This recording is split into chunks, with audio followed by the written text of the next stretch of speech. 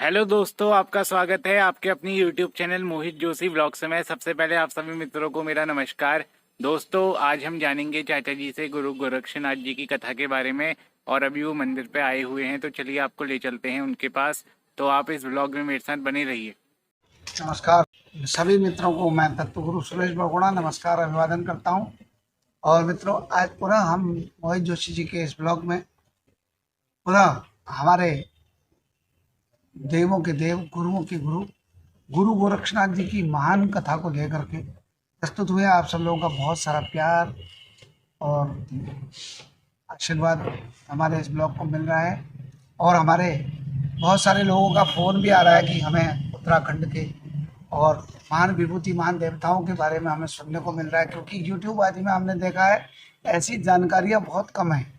क्योंकि बहुत सारे देवताओं के बारे में बहुत सारे जगह, परंतु हमारे उत्तराखंड में इस प्रकार की जानकारियाँ कम होने से हमने ये प्रयास किया है कि हम अपने उत्तराखंड के महान विभूति महान देवता महान संतों के बारे में आप सब लोगों तक जितने भी हमारे पास इंफॉर्मेशन है हम आप तक उसको जो है पहुंचाएं। इसी क्रम में आज आपको हम बताते हैं कि बहुत समय की पहले की बात थी कि एक संत जिनका नाम था मत्स्येंद्र नाथ, वो एक बार एक गांव में आए। और गांव में उस समय संतों का बड़ा आदर होता था। और मत्स्येंद्र नाथ जी जब गांव में आए तो आस पड़ोस के सभी लोग उनसे मिलने के लिए भेंट करने को आए और उन्होंने उनकी सेवा की। और उन्हीं में एक दीनदयाल शर्मा नाम के एक ब्राह्मण देवता भी महाराज जी की सेवा में प्रतिदिन वहाँ आते थे। उनका जो भी उनसे हो सकता था उनकी सेवा करते, उनके लिए जो भी जलपान आदि की व्यवस्था करते। उसके बाद सायंकाल में उनकी सेवा के बाद अपने घर जाते।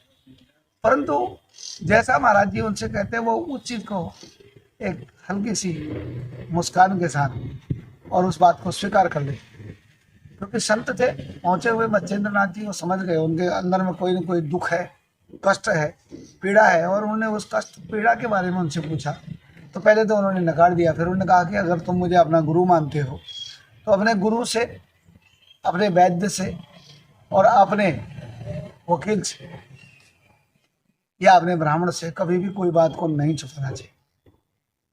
तो जब उन्होंने इस प्रकार की बात कही तो उन्होंने कहा महाराज आपके आशीर्वाद से सब कुछ है, अच्छा खासा धन संपत्ति भी है, घर में पत्नी भी है, कारोबार बढ़िया है, परंतु महाराज आगे वंश को चलाने वाला कोई नहीं है, कोई भी संतान नहीं है। सारे उपायों को करने के बाद भी कोई भी हमारी संतान नहीं हो पाएगी।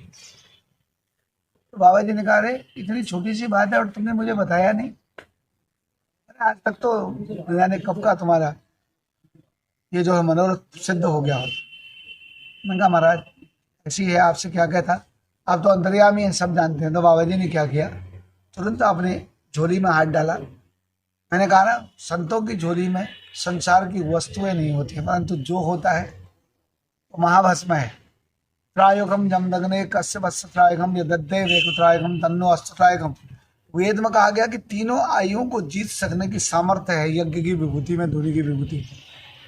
और वो धुनी की अखंड धुनी की जो है विभूति थी। उन्होंने कहा कि लो इसे ले जाओ, एक पत्ते में रख करके दिया और कहा कि जाकर के इसको जो है कल पूरे दिन भर अपनी धर्म पत्नी से कहना कि व्रत रखना और सायंकाल में मीठा मधुर भोजन करना, मधुर भोजन खीर आदि का भोजन करना और उसके बाद विभूति को जो है धारण करके सो जाना। और भगवान की कृपा रहेगी, भगवती पराम्बा की कृपा रहेगी तो आपके घर में एक दिव्य पुरुष उत्पन्न हो। अब तो आज तो दीनदयाल जी बड़े प्रसन्न हुए, बड़े प्रसन्नचित होकर के गए और जाकर के उन्होंने क्या किया, अपनी धर्मपत्नी से कहा देवी आज हमारे दुखों का निवारण हो गया। पत्नी ने कहा महाराज क्या हुआ। बोले ऐसा ऐसा हुआ और महाराज जी ने हमें एक ऐसा दिव्य चीज़ दिया है, कल आपको व्रत रखना है और सायंकाल में आपने जो है फिर ये खीर का भोग लगा करके फिर आपने वो विभूति धारण करनी है, ग्रहण करनी है। ऐसा कह करके विभूति उन्हें दे गए और चले गए और सो गए। और प्रातःकाल उठकर पत्नी ने व्रत रखा, पतिदेव तो गुरुदेव की सेवा में चले गए।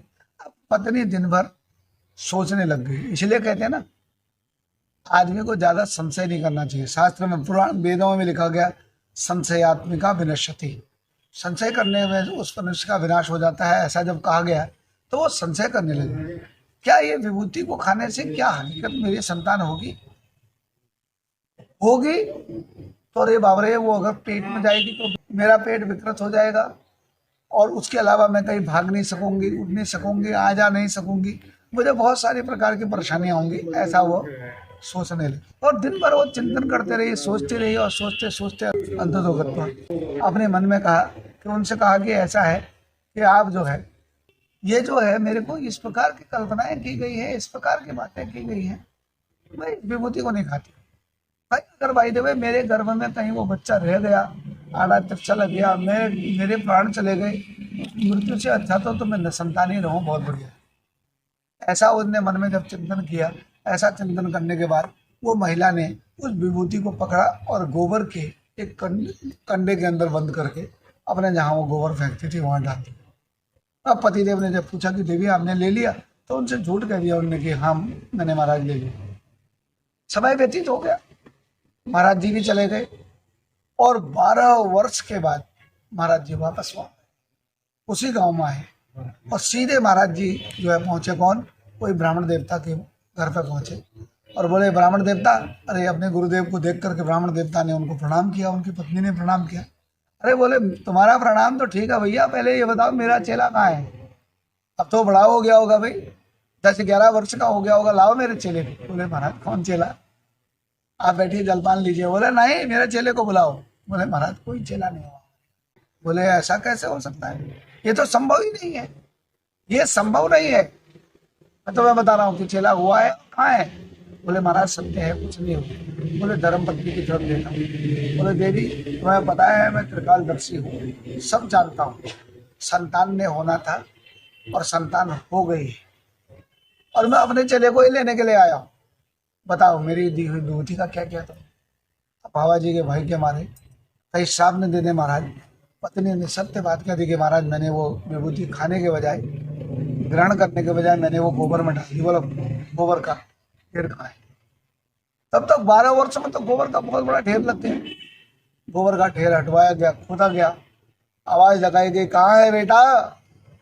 बाबा मच्छेंद्र नाथ ने आवाज लगाई तो तुरंत आवाज आई, गुरुदेव मैं यहाँ हूँ। सब सोचने लगे बच्चा बोल तो रहा है पर कहाँ से बोल रहा है।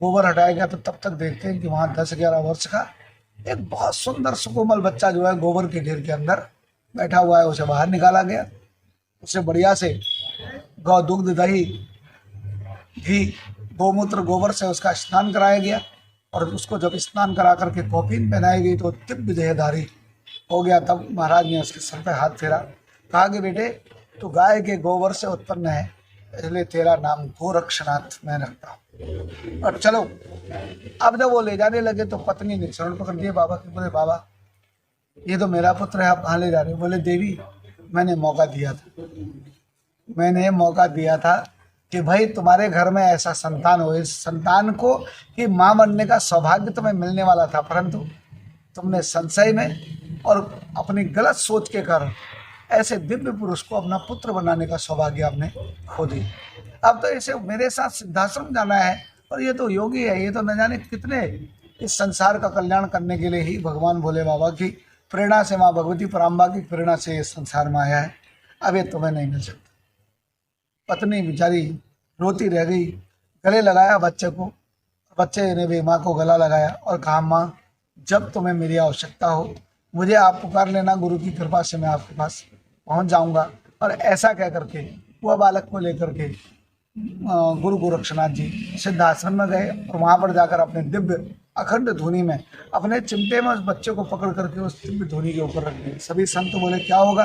बोले मैं इसकी परीक्षा लेना चाहता हूँ कि ये वही है या कोई और है। तो कह दें कि जैसी धुनी के दिव्य ज्योति के ऊपर उस बच्चे को रखा गया तो कांतिमय हो गया, जैसे सोना तपाने के बाद और भी प्रखर हो जाता है, वैसे ही उसकी दिव्य कांति प्रखर होने लगी, उनकी जटाओं से दिव्य रोशनी प्रकृति होने लगी। तब उनको वहां से निकाल कर तब गुरु ने उन्हें दीक्षा दी, और दीक्षा देकर 12 वर्ष तक उनको अनेक प्रकार के कर्म करने के लिए उनको कहा गया। 12 वर्ष बाद तब गुरुदेव एक बार नदी की दूसरी तरफ बैठे थे, और इधर गोरक्षनाथ अपनी तपस्या पूरी करके आए। तो उन्होंने कहा आजा बेटा। तो उन्होंने बिना कुछ सोचे समझे वो सीधे नदी में चल कर गया, कहते हैं कि नदी में चल करके आए और गुरुदेव के चरणों में, तो कहते हैं कि उनको जलपादी भी कहा गया है। तो क्या था कि उन्होंने उस समय तो उसमें जलपाद उनको जो है वो जल में चल करके आने की सामर्थ्य उनको गुरु की कृपा से वहाँ पर प्राप्त हो गई। और उनने उस समय गुरुदेव की कृपा से तब और न जाने कितने कर्म किए। फिर उसका गुरुदेव ने उनसे पूर्ण दीक्षा शिक्षा देने के बाद, महागुरु मंत्र देने के बाद उनसे कहा कि जाओ और जा करके संसार का कल्याण करो। मित्रों, अगले ब्लॉग में पुनः आपको गुरु गोरक्षनाथ जी के चमत्कार और अपने स्वयं गुरु मच्छेंद्र नाथ जी को माया से बाहर निकालने की उनकी कथा मैं आपको अगले ब्लॉग में सुनाऊंगा। और तब तक के लिए आप सबसे मैं विदाई लेता हूं। और जाने से पहले आपसे कहता हूं कि अगर आपने ये चैनल सब्सक्राइब नहीं किया तो सब्सक्राइब कीजिए, लाइक कीजिए और जो कमेंट्स कीजिए। कहीं पर भी संशय हो तो कमेंट करके हमसे पूछिए कमेंट बॉक्स में। पुराने वीडियो को जानने के लिए आप जो है लिंक दिया जा रहा है उसमें आपके नीचे, और उस लिंक से आप पुरानी वीडियो भी हमारी देख सकते हैं। और इसको शेयर कीजिए क्योंकि हमारे उत्तराखंड के देवताओं की महानता हमारे संसार के प्रत्येक भक्तों तक पहुँचे, यही कामना के साथ। हर हर महादेव। नमस्कार दोस्तों, आज हमने जाना गुरु गोरक्षनाथ जी की कथा के बारे में, और अब इसके नेक्स्ट वाले भाग में हम जानेंगे उनके कुछ चमत्कारों के बारे में। और हमारी कोशिश है कि हम उत्तराखंड के देवता महान संतों की कथा व उनके चमत्कार आपके बीच में ला सकें। तो चलिए दोस्तों, आज के व्लॉग को यहीं पे एंड करते हैं। आशा करते हैं कि आपको व्लॉग पसंद आया होगा। अगर आपको व्लॉग पसंद आया तो इसे अपने दोस्तों के साथ शेयर कीजिएगा और हमारे चैनल को भी लाइक, शेयर एंड सब्सक्राइब कीजिएगा। नेक्स्ट व्लॉग में फिर से आपसे मुलाकात होगी। तब तक के लिए जय देवभूमि, जय उत्तराखंड।